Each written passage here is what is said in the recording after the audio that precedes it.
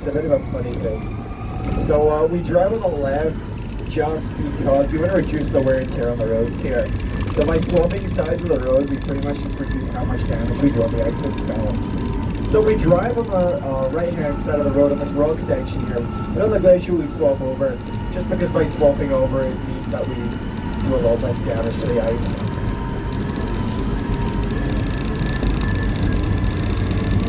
Alright folks, so I'm sure we all had a great time out there on the glacier. I'm sure we all got to feel just how cold it was and just how windy it was.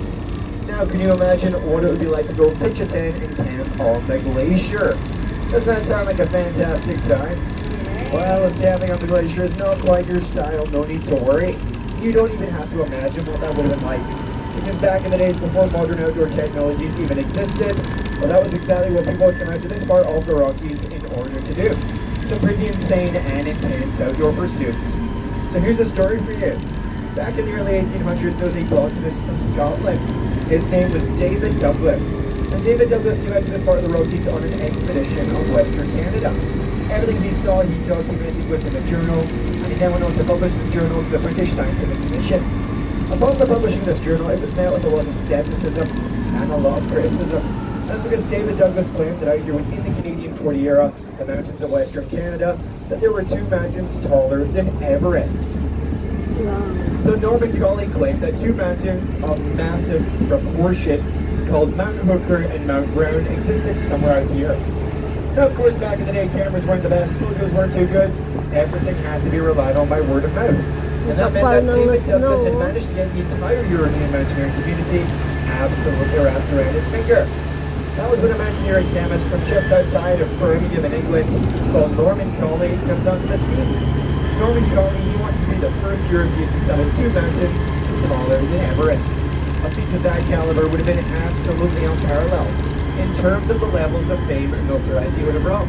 And as a result, too good of an opportunity to pass up on. Hence out Norman Colley came.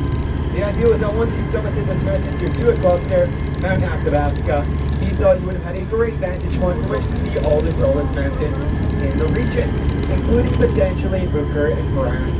So that's exactly what he did. Norman Colley was the first European of Mount Athabasca. And when he reached the summit of Mount Athabasca, well, that was when he was met by a very harsh reality. So, David Douglas, as reputable, as well-regarded, as well-renowned of a scientist as he was, turns out he had a habit for being a massive pathological liar as well. There was no Mount Hooker, there was no Mount Brown, never has been, never will be. The tallest mountain out here in the Canadian Rockies, at only half the height of Everest, is Mount Robson. And the tallest mountain in North America, still 2,000 meters shorter than Everest, is Mount Denali in Alaska. So Norman Colley, he never found any massive mountains of fit. However, he was absolutely by no means left empty-handed. As when he reached the summit of Mount Athabasca at 1 o'clock there, well, that was when he first set his eyes on the absolutely gargantuan Columbia Icefield. Now, with the discovery of the Columbia Icefield came the discovery of all the rivers, lakes, mountains, valleys, and passes in this region. What was once considered a highly inaccessible part of the Rockies very quickly became traversable, especially to those heading out west on the gold rush.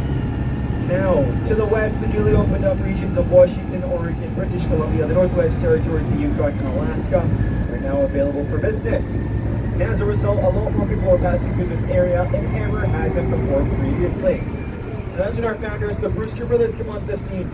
The Brewsters had an idea to invest in an Icefield chalet 1 year prior to the first highway in this area getting built.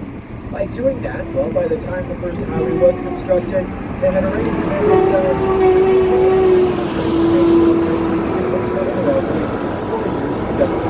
rest of their history.